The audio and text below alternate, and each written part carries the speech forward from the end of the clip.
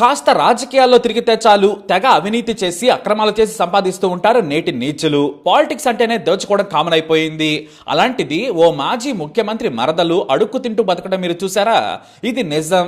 ఆమెమీ చదువుకోని మహిళ కాదు, మహా మేధావి. కష్టపడి చదువుకొని ఏకంగా పిహెచ్డి చేశారు ఆమె.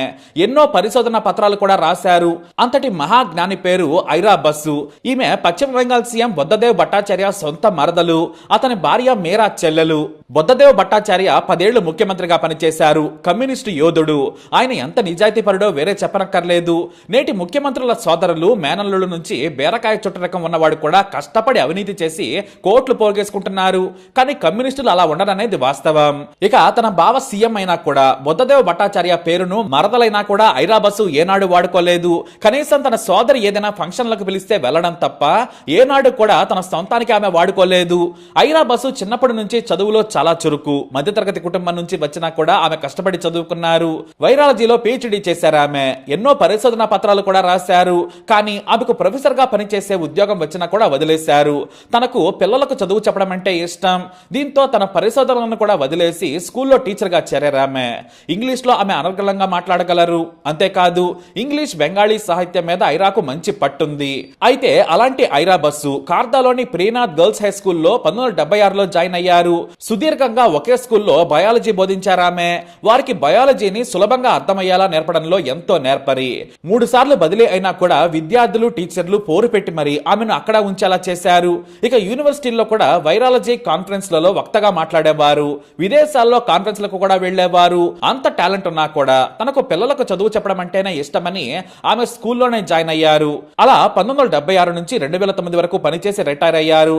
తన బావ సీఎం అని ఆమె స్కూల్లోని వారందరికీ తెలుసు. బంధువులు స్నేహితులకు కూడా పరిచయమే. కానీ ఆ పరిచయాన్ని ఆమె ఏనాడు కూడా ఉపయోగించుకోలేదు.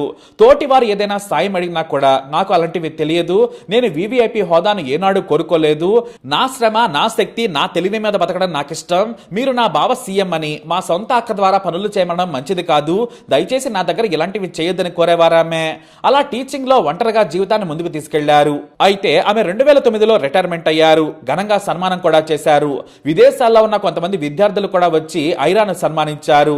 గొప్ప గొప్ప హోదాల్లోని ఆమె శిష్యులు కూడా హాజరయ్యారు. ఇలా ఒకే చోట పనిచేసే భాగ్యం ఎవరికో కానీ దక్కదు. కానీ ఐరాకు మాత్రం ఆ అదృష్టం దక్కింది. తన ముందే స్కూల్ ఎంతో మారిపోయిందని ఆమె చాలా భావోద్వేగానికి కూడా గురయ్యారు. కానీ అందరికీ సన్మానం చేసిన రోజు కనిపించిన ఐరా ఇక ఆ తర్వాత కనిపించలేదు. అదే చివరిసారి. ఫోన్లో కూడా ఆమె టచ్ లోకి రాలేదు. దీంతో స్కూల్ హెడ్ మాస్టర్ ఆమె కోసం ఎంతో ప్రయత్నించారు.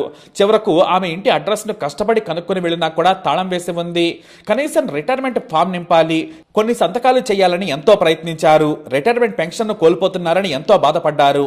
ఆ తర్వాత చాలా ప్రయత్నాలు చేసినా కూడా ఐరా కనిపించలేదు. అలా 2009లో కనుమరుగైపోయారు. అయితే హఠాత్తుగా 24 పరగణాల జిల్లా లిచ్చుబగన్లోని కర్దా ప్రాంతంలో ఓ ఫుట్పాత్ పై పడుకొని జీవించడం చేస్తున్నారు ఐరా. ఆమె పిచ్చిదానిలా మారిపోయారు. కానీ ఐరాకు పిచ్చి లేదు. ఓ స్వచ్ఛంద సంస్థలో పనిచేసే కుర్రాడు ఐరా బస్సును గుర్తుపట్టాడు. ఆమె మా స్కూల్లో చదువు చెప్పిన టీచర్ ఐరాలా ఉన్నారని అనుకున్నాడు. వెంటనే వెళ్లి పలుకరించాడు. తానే ఐరానని చాలా స్పష్టంగా ఇంగ్లీష్ లో మాట్లాడుతూ చెప్పిందామె. మీరు నాకు చదువు చెప్పారని ఐరా కాళ్ళ మీద పడ్డాడా యువకుడు. ఆశీర్వదించి పైకి లేపిన ఐరా చాలా కూల్ గానే మాట్లాడారు. దాదాపు 2 ఏళ్లుగా ఇక్కడే ఉంటున్నాను. వీధి వ్యాపారులు నాకు అన్నం పెడుతున్నారు, నీళ్లు ఇస్తున్నారు, నాకు ఎలాంటి కష్టం లేదు, అసలు నాకు ఇల్లే లేదని చెప్పారామె. మీరు ఇలా ఉండకూడదు మేడం అని ఆ కుర్రాడు ప్రభుత్వ ఆసుపత్రికి తీసుకెళ్లి పరీక్షలు చేయించాడు. అయితే అదే స్వచ్ఛంద సంస్థకు చెందిన ఓ యువకుడు ఈ స్టోరీని సోషల్ మీడియాలో పెట్టడంతో వైరల్ గా మారింది. ఇక ఐరా బస్సు బతికే ఉన్నారని తెలిసి నాడు హెడ్ మిస్ట్రెస్ గా ఉన్న కృష్ణకాళీ చంద ఆమె దగ్గరికి వెళ్లారు. మీ పెన్షన్ మీకు రావడం లేదు, మీరు పత్రాలు నింపాలని వెళ్లి కలిశారు. నేను కూడా రిటైర్ అయ్యాను. మీలాంటి గొప్ప టీచర్ ఇలా ఉండడం చాలా బాధగా ఉందన్నారు. ఆ తర్వాత అర్థజోన్ అనే స్వచ్ఛంద సంస్థ సభ్యులు ఆమెకు బట్టలు భోజనం ఇచ్చారు.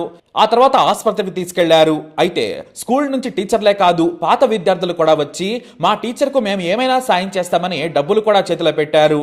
అంతేకాదు ఆ రాష్ట్ర మంత్రి తాము ఆదుకుంటామని ఓ మీడియా సంస్థకు కూడా చెప్పారు. ఇక ఆ తర్వాత నుంచి అడుక్కోకుండా స్వచ్ఛంద సంస్థ చూపించిన ఓ గదిలో ఉంటున్నారామె. వృద్ధాశ్రమంలోనే శుభ్రంగా ఆంగ్ల బెంగాలీ పత్రికల పుస్తకాలు చదువుకుంటూ శేష జీవితం గడిపి ఏర్పాటు చేశారు. అలా గొప్ప మేధావి మాజీ సీఎం సొంత మరదలు ఇలా వీధిలో బిచ్చగత్తిగా బతకడం మాత్రం చాలా వింతని చెప్పొచ్చు. అది కూడా మన దేశంలో సైన్స్ ఎదుగుతున్న క్రమంలోనే వైరాలజీలో ప్రముఖ యూనివర్సిటీ నుంచి పిహెచ్డి చేశారామె. కానీ గురువుగా బ్రతకడమే తృప్తిగా ఉంటుందని కష్టపడి చదివి ప్రభుత్వ ఉద్యోగం సంపాదించి రిటైర్ అయ్యారు. కాకపోతే రిటైర్ అయిన తర్వాత ఆమె క్లాసులకు వెళ్ళకపోవటం, పిల్లలకు దూరంగా ఉండడం వల్ల ఒంటరిగా ఉన్న ఐరా బస్సును మానసికంగా కకావికలం చేసి ఉండొచ్చు. అందుకే ఇలా వీధుల్లోకి వచ్చి బతికేసుంటారని దగ్గర వారు చెబుతున్నమాట. ఐరా బస్సు స్కూల్ నుంచి రిటైర్ కాగానే ఒక్కసారిగా కొత్త లోకంలో ఇమడలేకపోయారు. ప్రస్తుతం ఆమె వృద్ధాశ్రమంలోనే బ్రతుకుతున్నారు. మరి ఐరా బస్సుపై మీ అభిప్రాయాన్ని కమెంట్ ద్వారా తెలియజేయండి. వీడిని లైక్ చేయండి, షేర్ చేయండి, మా ఛానల్ని సబ్స్క్రైబ్ చేసుకోండి.